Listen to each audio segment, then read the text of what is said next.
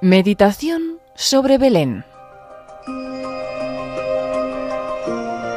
Se trata de una reflexión que impartió Monseñor José Ignacio Munilla en diciembre del año 2019, dirigido a los peregrinos de Tierra Santa, en un retiro realizado en la Catedral de San Sebastián ante las reliquias de Santa Bernadette de Lourdes.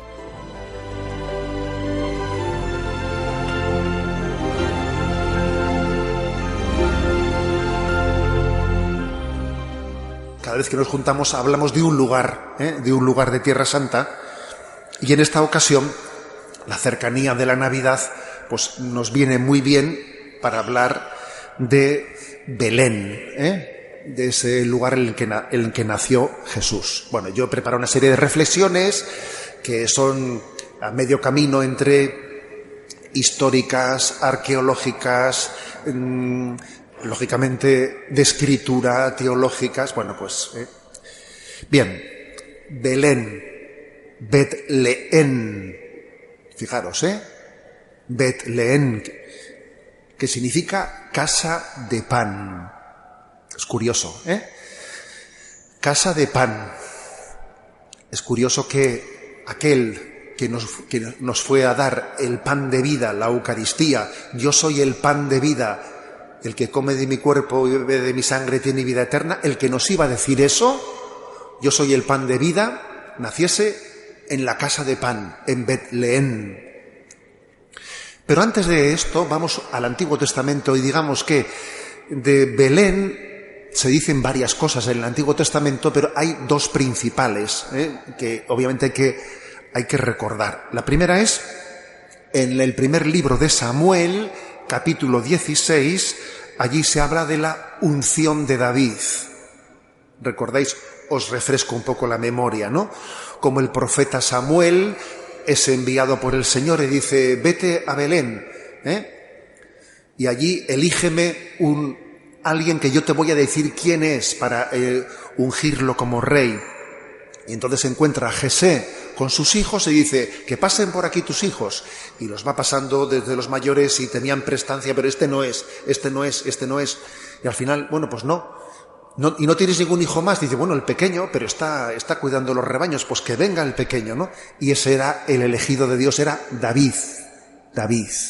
Y entonces Samuel, inspirado por el Espíritu, unge a David como rey, el rey David. Por lo tanto, Belén es la tierra de David. Belén es la casa de David.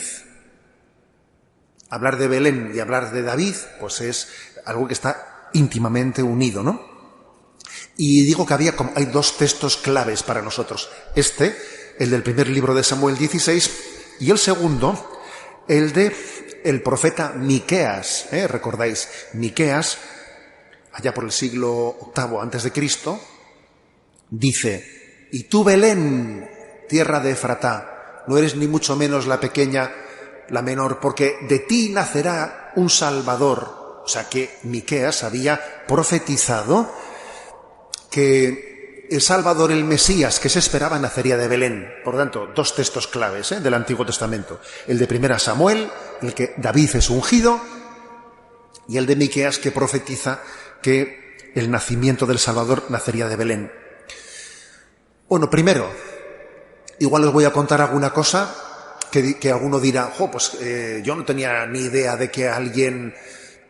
Ya sabéis que hoy en día vivimos en un contexto en el que todos son, a veces, poner en cuestión todo, criticarlo todo.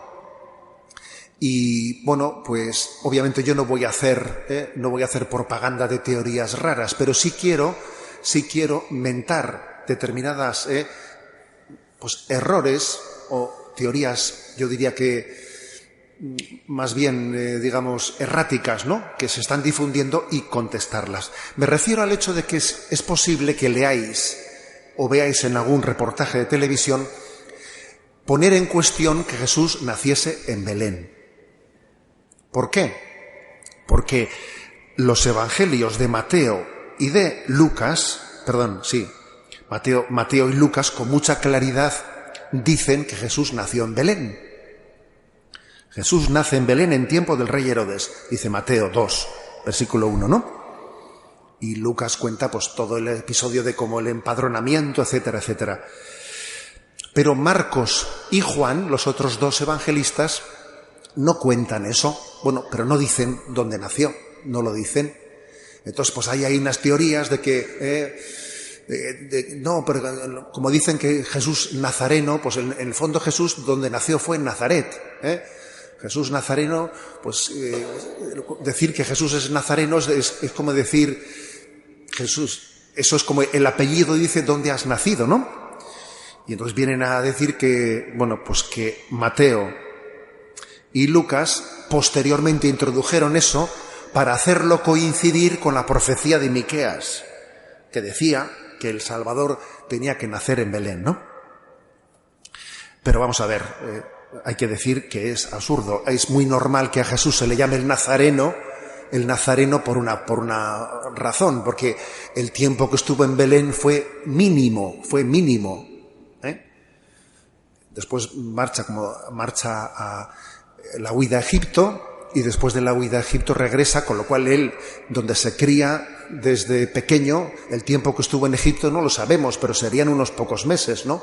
Con lo cual uno, prácticamente, el que le llamase el Nazareno, pues es que es normal, porque si llegó ahí con pocos meses y además después de una huida a Egipto, etcétera, pues tampoco le llamarían el egipcio, ¿no? O sea, pues pues es normal. Que no le llamasen el belenita, ni le llamasen el egipcio, le llamaron el Nazareno porque, digamos, para empezar, María era de allí, y allí se estaba criando. Bueno, eso lo digo un poco respondiendo a una deformación que he visto yo publicada en algunos lugares, que incluso por algún teólogo y por algún reportaje en televisión respondiendo a ella. El caso es que además tenemos muchos testimonios de los primeros siglos que apuntan en este sentido, pero muchos, Os voy a leer uno que os vais a quedar impresionados. Por ejemplo, Orígenes es un famoso autor del año 240, fijaros, 240. Y dice, en Belén se encuentra la cueva en la que nació, el pesebre donde fue reclinado, envuelto en pañales, todo es conforme con lo narrado por el Evangelio. Esto es de todos conocido y divulgado en la región, incluso reconocido por los enemigos de la fe, que en aquella cueva nació Jesús, a quien adoran y admiran los cristianos. Eso, fijaros, lo cuenta Orígenes en el año 240. Pero es que además lo cuentan Justino, Eusebio de Cesarea, el peregrino de Burdeos, San Cirilo, Egeria, son abrumadores los testimonios que apoyan la veracidad de lo que afirma el Evangelio, que Jesús nació en Belén. Lo que sabemos es que la gruta en la que Jesús nació fue venerada por los primeros cristianos, y entonces el emperador Adriano, en una de esas persecuciones contra los cristianos, lo que hizo fue tapar aquello y convertirlo en un templo a Adonis Tamuz. O sea, es decir, quería perseguir a los cristianos, y ¿qué hizo? Este lugar que ellos veneran lo voy a convertir en un templo romano, en un templo pagano. Y encima de eso puso un bosque sagrado. Tapó aquello, plantó una especie de árboles sagrados y allí hizo un lugar al dios Adonis Tamuz. Pero los cristianos tenían muy claro que debajo de eso estaba la gruta donde Jesús nació.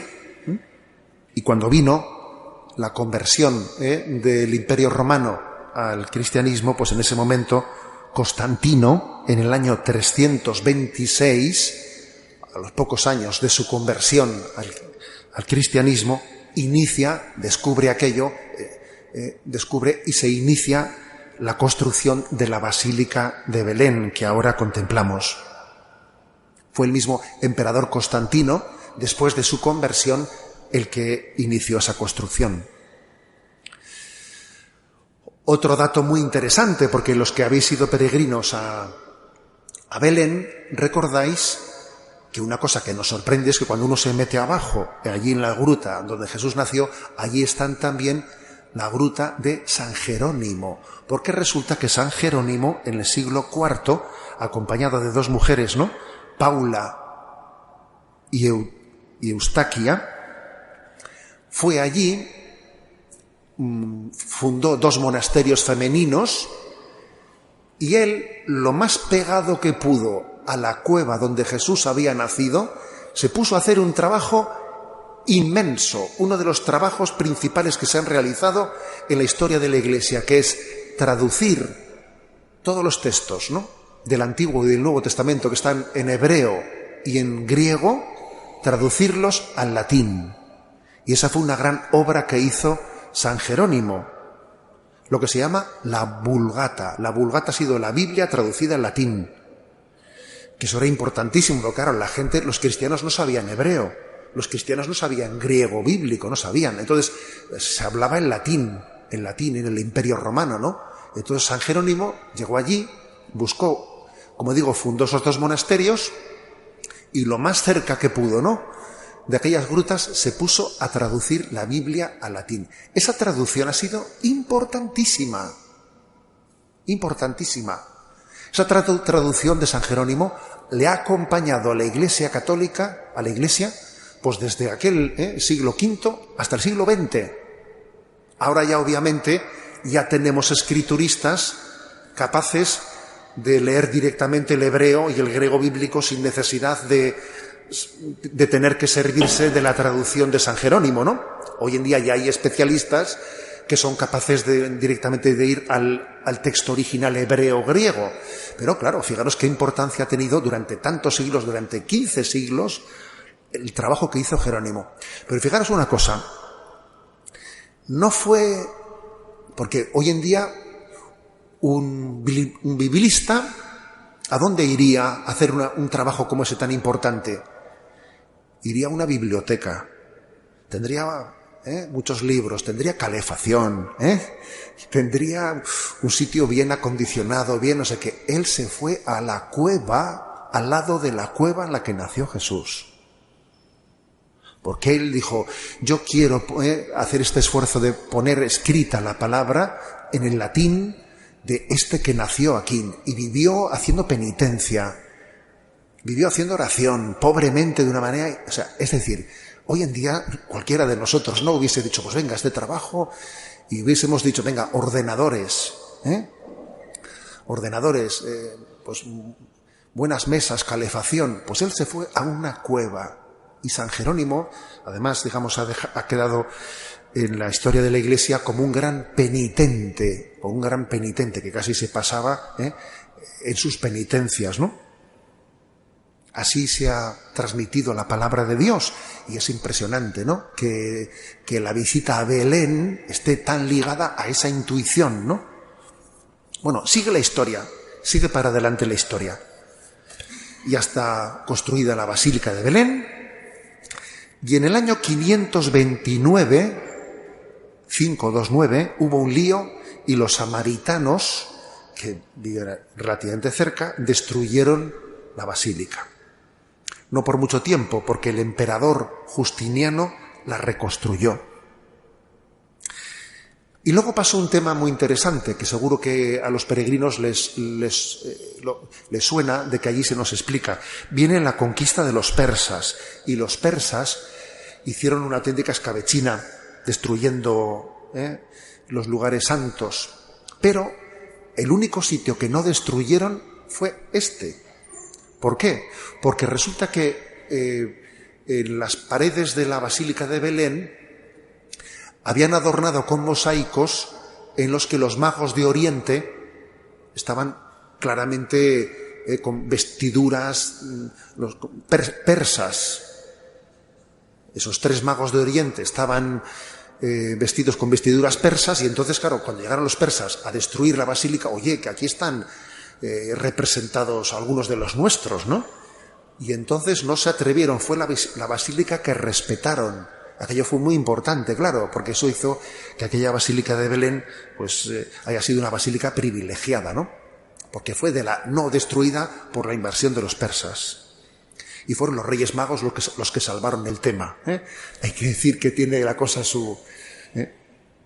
Bueno, sigue la historia adelante.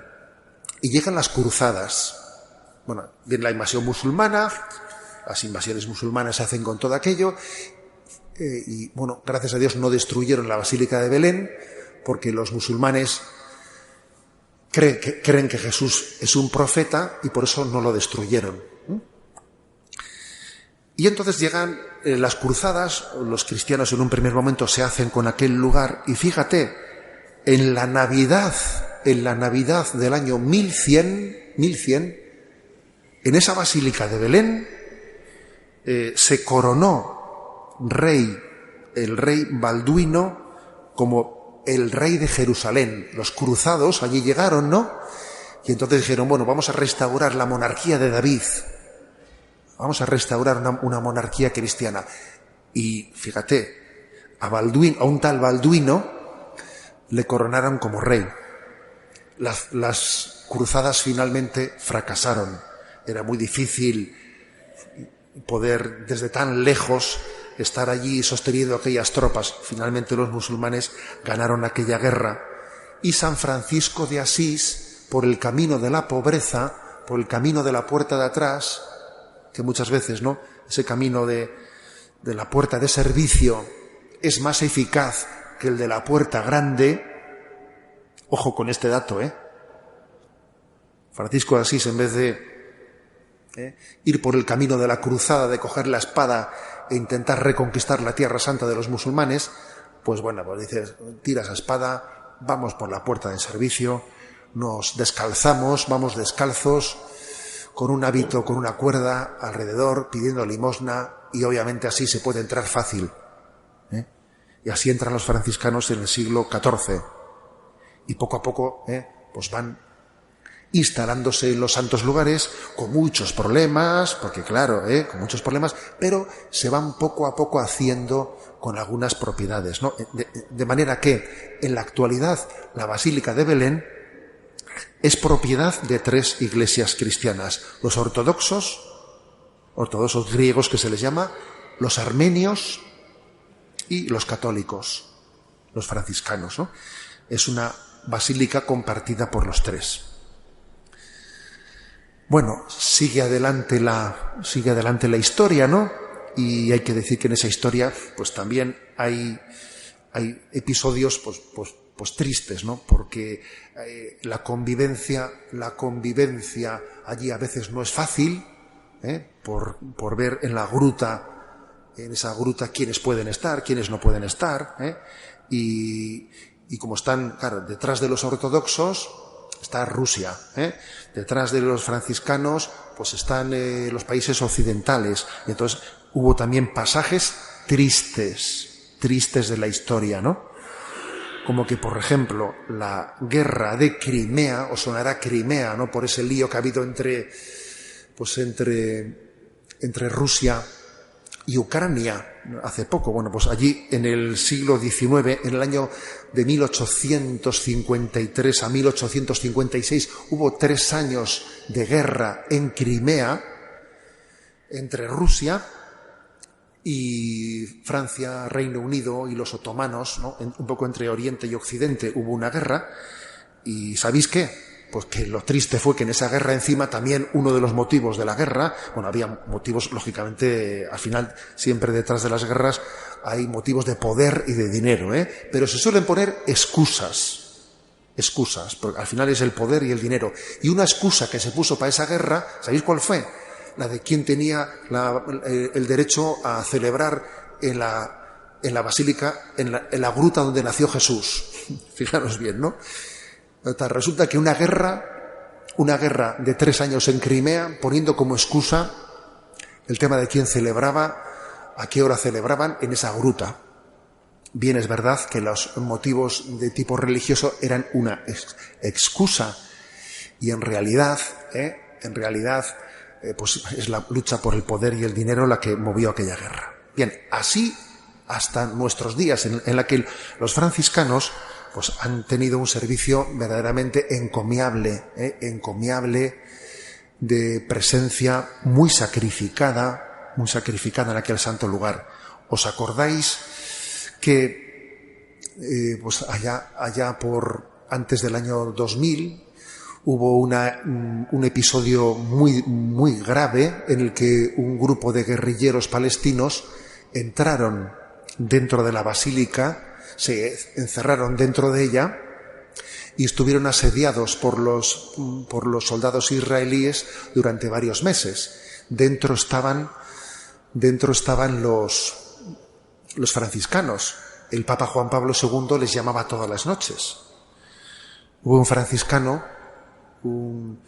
franciscano brasileño al que conozco que estando, fue tremendo porque claro, estaban siendo asediados dentro los guerrilleros, claro, Israel no quería escenificar ante el mundo entero, entrar dentro de la basílica y profanar un lugar santo. Los franciscanos hacían lo que podían, y este franciscano brasileño en una mañana se estaba limpiando los dientes y con el vaso para limpiarse los dientes y una bala le rompió el vaso y no le pasó nada, ¿no? Pero me decía él que desde entonces no se ha vuelto a limpiar los dientes del susto que se pegó el pobre, Y, o sea, para que cuento esta anécdota, para que nos demos cuenta de que cuidar los lugares santos ha sido heroico muchas veces, heroico. Y que el número de los franciscanos mártires en estos años ha sido muy elevado. Miles, repito, miles de franciscanos mártires. Bien, un detalle para los peregrinos muy interesante. Hubo una restauración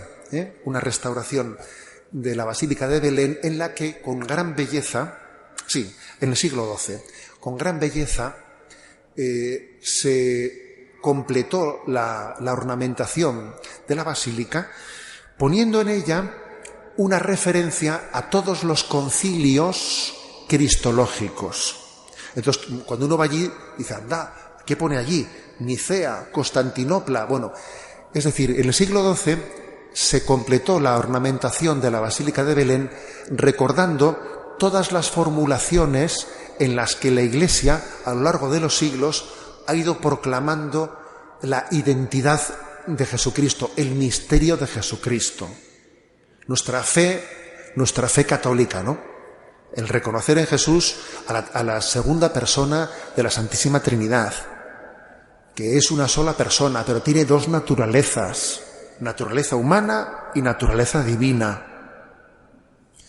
Dos naturalezas, verdadero Dios y verdadero hombre. Verdadero Dios junto con el Padre y el Espíritu Santo, etcétera, etcétera, ¿no? Todo esto que se llama el dogma cristológico, el dogma trinitario que se ha ido desarrollando a lo largo de los siglos, que estaba lógicamente en la Sagrada Escritura, pero que en la manera de formularlo, de decirlo, a lo largo de los siglos se ha ido formulando, está en las paredes de las basílicas de Belén, perfectamente recogido. Y allí están recogidos los 7 grandes concilios ecuménicos y luego los concilios también, digamos, regionales. Entonces, pone primero Nicea, que fue el año 325, donde se condenó al arrianismo, que negaba la divinidad de Jesucristo. Luego dice, primer concilio de Constantinopla, 381, etcétera, etcétera. El concilio de Éfeso, en el que nos referimos a María como Madre de Dios, etcétera, etcétera, ¿no?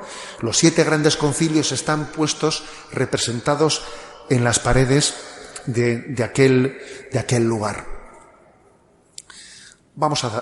Avanzamos más. Los episodios evangélicos que también se ubican en Belén son el nacimiento y la visita de los pastores. Entonces los peregrinos, recordáis que aparte de visitar el mismo lugar del nacimiento de Jesús, vamos también antes o después, pero generalmente antes, a Bethsahur, que está pues a unos pocos, a 2 kilómetros así o 3, que es el campo de los pastores, el campo donde estaban los pastores, donde los ángeles se les mostraron y les dijeron, id a Belén, id a Belén, que os ha nacido un Salvador. Y ese Beth-Sahur, ese campo de los pastores, es el lugar del gloria, porque los ángeles, cuando se mostraron a los pastores, allí se mostraron con el himno del gloria. Bueno, por lo tanto, primer pasaje, nacimiento y visita de los pastores. Luego viene la adoración de los magos en la propia gruta, donde está la estrella de Belén, donde Jesús nació. Allí al lado hay allí al lado digo 3 metros, a 4 metros, un altar en el que se venera la adoración de aquellos 3 personajes magos de Oriente. Y luego se venera también, lógicamente, la huida a Egipto, y la muerte de los inocentes. Un detalle. Lógicamente, para conjugar el Evangelio de Lucas, ¿no?, y el Evangelio de Mateo, pasa lo siguiente. Dice: a los 40 días fue Jesús llevado al templo. Lógicamente, ¿desde dónde fue Jesús llevado al templo a los 40 días? Desde Belén. O sea, es decir, Jesús nace en Belén. Llegan esos hombres de Oriente y en la adoración. A los 8 días era circuncidado. A los 40 días subía al templo. Sube al templo todavía desde Belén, obviamente. Belén está a 8 kilómetros de Jerusalén. Luego era fácil subir y bajar. Y después es cuando, volviendo de Belén, viene ese momento en el que a José se le anuncia: oye, iros de aquí, porque Herodes busca al niño para matarlo. Viene ese anuncio y huyen a Egipto. Bueno, pues hay una tradición que se data por el siglo IV. Esto no está en la Sagrada Escritura. Hay que distinguir lo que está en la Sagrada Escritura y lo que es una tradición que dice que la Sagrada Familia, en ese tiempo intermedio, que pudieron ser 2 meses o 3 como mucho, ¿no?, entre que nace Jesús, van los magos de Oriente, a los 40 días presentan al niño en el templo, después de la presentación vuelven a Belén, y entonces viene el sueño de José y huyen a Egipto. ¿Qué tiempo pudo ser ese? Pues no lo sabemos, pero 2 meses, 3. Hay una tradición que dice que esos 2 o 3 meses se reinstalaron en algún otro lugar. O sea, que aquel lugar primero, en el que aquella noche precipitada que habían llegado a Belén, que no había sitio en la posada, pues de alguna manera que el lugar encontrado aquella noche no fue el que esos 2 o 3 meses posteriores utilizaron, sino que se reubicaron en alguna otra cueva un poco más acogedora. Y por eso es que también los peregrinos visitamos la Gruta de la Leche. ¿Os acordáis de ella, los peregrinos, no? La Gruta de la Leche, donde María amamantó a Jesús. Gruta de la Leche, que cuidan los franciscanos, veneran los franciscanos. Como digo, es una tradición antigua que viene del siglo IV, y que, bueno, además le tiene una gran devoción, pues las madres, incluso las madres que tienen dificultad en tener descendencia, y también pidiendo por la salud de los niños. Bueno, y luego está el episodio de la huida a Egipto. El episodio de la huida a Egipto desde Belén es un episodio que pone en valor al máximo la figura de San José. Porque claro, si para algún momento Dios había elegido a San José, fue para ¿no? Bueno, para todo, ¿no? Pero especialmente ahí es cuando le tocó dar el do de pecho, que se dice, ¿no? Cuando en ese momento recibe ese anuncio: vete de aquí, que vienen a por el niño. Imagínate, José, con qué responsabilidad coge al niño, coge a María, los carga: vámonos de aquí. Esa figura es siempre discreta, siempre en segundo plano de José, que pasa desapercibido, pues también allí, en aquel lugar, nos conmueve, ¿no? Nos conmueve pensar cómo José tuvo en ese momento que tomar la primera línea, en primera línea, ¿no? Ahí sí que no pudo quedarse en segundo lugar. Y obviamente nos acordamos mucho de ese pasaje evangélico porque nos recuerda que el Hijo de Dios fue también un prófugo. Fue un prófugo. Fue alguien que tuvo que marchar de su país para salvar la vida. Y claro, y vemos lo que está ocurriendo ahora en el mundo, tanta gente huyendo de sus países, ¿no? Y uno no puede por menos de acordarse de que esa historia, pues la vivió Jesús, el Hijo de Dios, que vino a este mundo, ¿no? ¿Cuánto tiempo estuvieron en Egipto? No lo sabemos, pero sí que dice, cuando falleció Herodes, que fue al poco tiempo, recibió el anuncio de que regresasen. Y entonces en el regreso no vuelven a Belén, sino que vuelven a Nazaret. Ese es un poco el encuadre de esa presentación. Supongo que tendréis noticia de que el Santo Padre nos ha sorprendido, nos ha dado un regalo este año con la publicación de una carta apostólica que la publicó el primer día de este mes de diciembre sobre el Belén. Pero digo el Belén, me refiero a los belenes en los que ponemos en nuestros hogares para adornar y sobre el Belén, ¿no? Con el nombre Admirabile Signum, signo admirable, sobre el significado y el valor del Belén, pidiéndonos, aconsejándonos, ¿no?, que cuidemos con mucho esmero pues ese signo, porque el mundo necesita de signos, y en el programa de Radio María, ¿no?, he tenido oportunidad de desmenuzar las 14 figuras principales,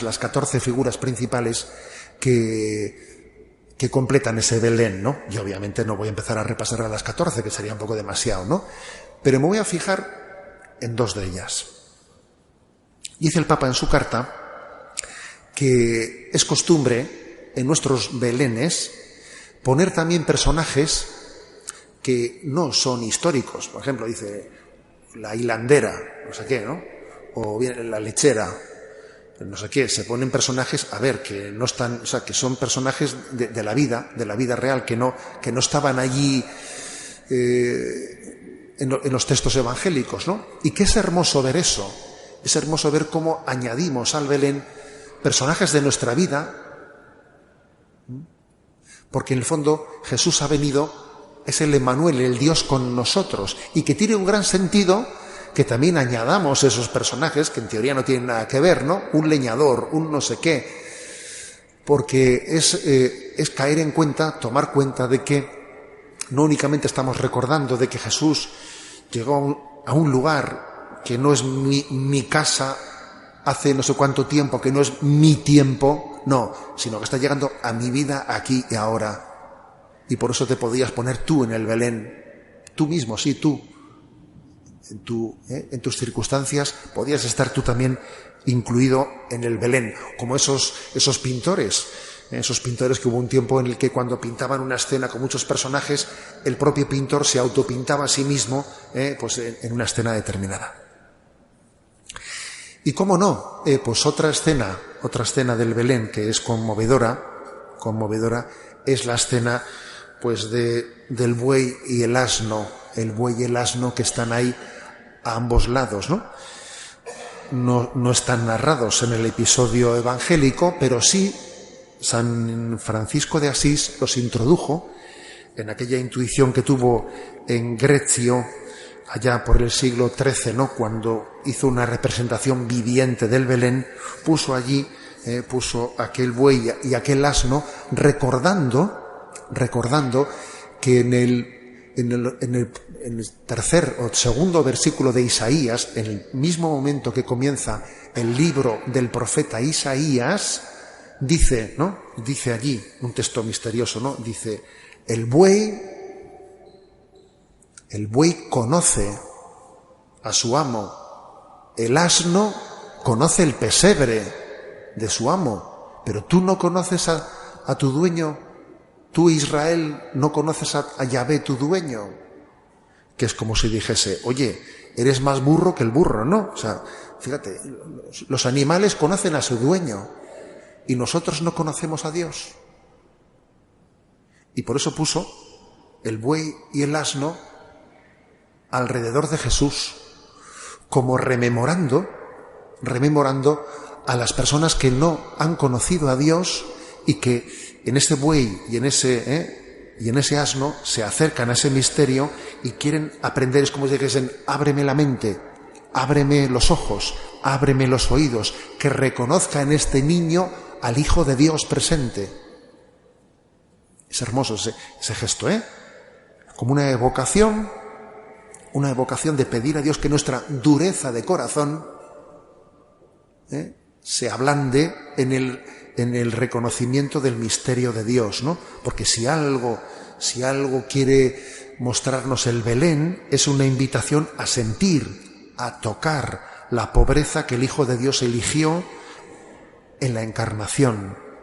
Es una llamada a seguirlo en el camino de la humildad, de la pobreza, del despojo, en la que esa gruta de Nazaret nos conduce a la cruz, al misterio de la cruz, ¿no? Y nosotros, en nuestra devoción popular, ¿no?, pues a ese buey y a ese asno les hemos dado también un simbolismo de dar calor a Jesús, dar calor a ser también reparadores, ¿no? Reparadores ante la indiferencia. Queremos dar calor de vida, ¿no?, a Jesús, presente también en tantas circunstancias duras de la vida. Bueno, este es el misterio de Belén, Llegará la fiesta de Nochebuena. Antes se retransmitía por televisión la misa desde la Basílica de Belén. Se suele celebrar en la iglesia de Santa Catalina, que es la iglesia de los franciscanos, la parte católica, que está dentro de esa Basílica de la Natividad de Belén, y es retransmitida al mundo entero. Y bueno, pues no sé si este año, yo creo que llevan ya algunos años que no se retransmite desde allí, ¿no? Pero nos unimos, ¿no?, a ese gran misterio de Belén. Termino como he comenzado. Bet-Leén, casa de pan, porque dentro de un rato celebraremos la Eucaristía. Bet-Leén, casa de pan. El que se nos ofrece como pan de vida nació en aquel lugar, ¿no?, que estaba simbolizando que Él es el alimento para la vida del mundo. Así finaliza en Radio María esta meditación de Monseñor José Ignacio Munilla acerca de Belén. Impartió esta reflexión en un retiro de peregrinos de Tierra Santa en la Catedral de San Sebastián, ante las reliquias de Santa Bernadette de Lourdes, en diciembre del año 2019.